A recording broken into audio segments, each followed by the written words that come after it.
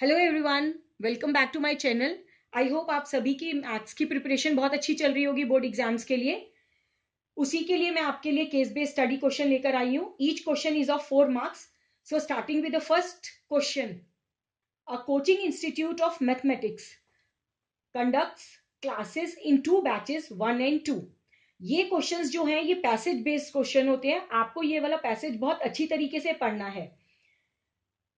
It consists of 2 batches, 1 and 2, and the fees for the rich and the poor children. Rich और poor children की faeces जो हैं वो school में different है इंस्टीट्यूट में. In batch 1 there are 20 poor and 5 rich children, whereas in batch 2 there are 5 poor and 25 rich children. The total monthly collection of the fees जो है from batch 1 से monthly collection जो है वो 9,000 है और batch 2 से monthly collection जो है वो 26,000 है. Assuming that each poor children, her poor children जो है वो पे कर रहा है ₹X per month and each rich children पे ₹Y per month. इस वाली ऑब्जर्वेशंस को देखते हुए, इस वाली इंफॉर्मेशन को देखते हुए हमने इन क्वेश्चंस का आंसर देना है. Represent the information given above in terms of x and y. जब यहाँ पे हमने ये देख लिया कि ₹X per month and ₹Y per month, that means कि ये आपका लीनियर इक्वेशन का क्वेश्चन हो गया. तो हम सॉल्यूशन शुरू करते हैं. Represent the information given above in the x and y. So first thing is कि ₹X जो है that is the payment each poor child pays,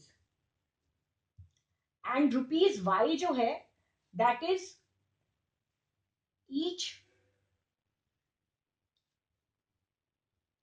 rich child pays. Now दो बैचेस हैं, बैच 1 है एंड बैच 2 है. There are 20 poor. First batch में 20 poor है तो 20x प्लस 5 रिच है सो 5y. और बैच 1 कितना पे कर रहा है? The total monthly collection for batch one is 9,000. तो this equation is of 9,000. Batch two में हमारे पास 5 पुअर है so it will be 5x and plus 25 rich है so it will be 25y and the total monthly collection is 26,000. So these are the two equations जो आपकी first part का आपका answer हो जाएगा. Now for the second part you have to find the monthly fees paid by the poor child.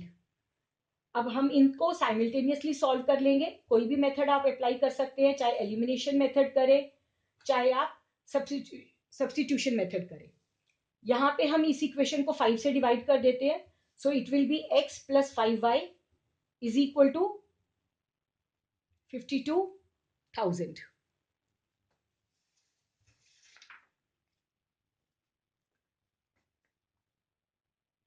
5200. Now it will be x plus 5y is equal to 5200. Using elimination method,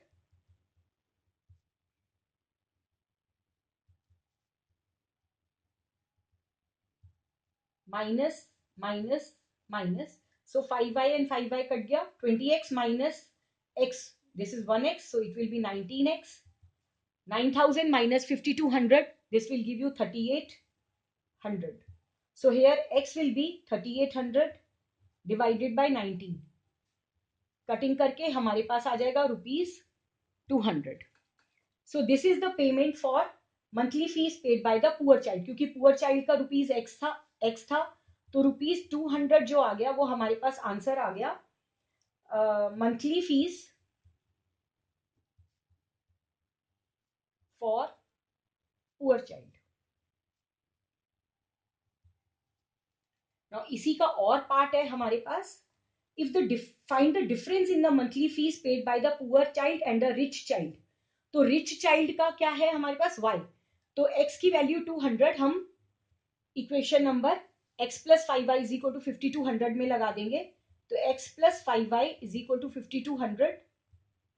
x is 200 plus 5y is equal to 5200. So 5y will be equal to 5200 minus 200. It will be 5000. So y will be equal to rupees 1000. तो ये हमारे पास fees आ गई किसकी? Rich की.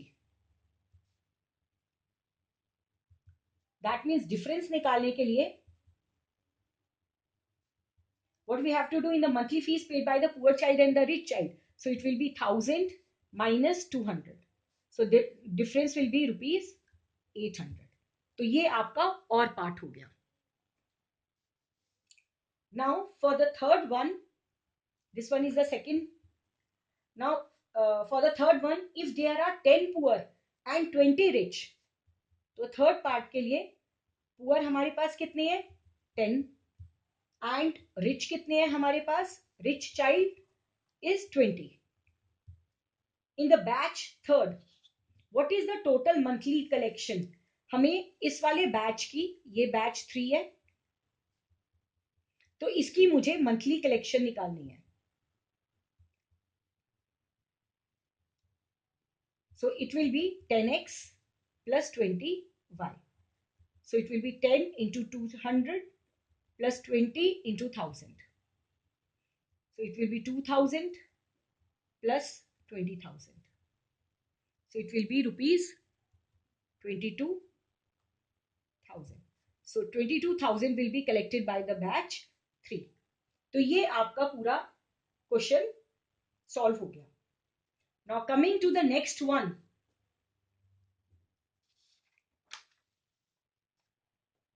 We have a radio towers are used for transmitting a range of communication services including the radio and the television.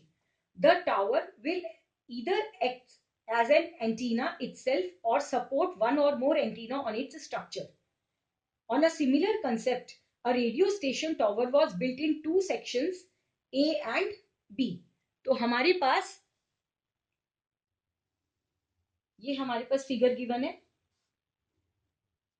This is a station. ये हमारे पास A है और यहाँ पे हमारे पास B गिवन है. The figure is given. On a similar concept, a radio station tower was built in two sections, A and B. Tower is supported by the wire from point O. So this is the point O. Distance between the base of the tower and the point O is 36 centimeter. Distance between the base of the tower ये वाला, तो यहां से जो distance है, that is P point, the distance is 36 centimeter. So this is 36. From the point O, the angle of the elevation of the top of the section B का जो angle है, that is 30 degree. So this one is 30 degree. And the angle of the elevation of section A section ये रहा, तो इसका elevation जो है हमारे पास 40 degree given है. And white solid cue ball, white solid cue ball कितनी है हमारे पास? 1. So this is 1. So total balls हमारे पास, balls, that will be 8 plus 7, that is 15. Now based on this information you have to find out what is the probability. So first part is what is the probability that the drawn ball bear the number 8. Probability. What is the formula of probability? Probability is favorable outcome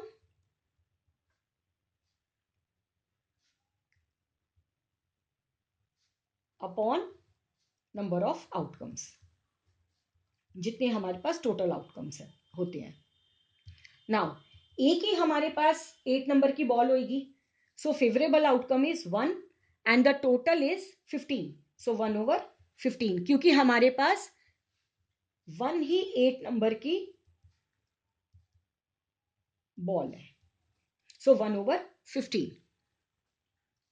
now for the second part,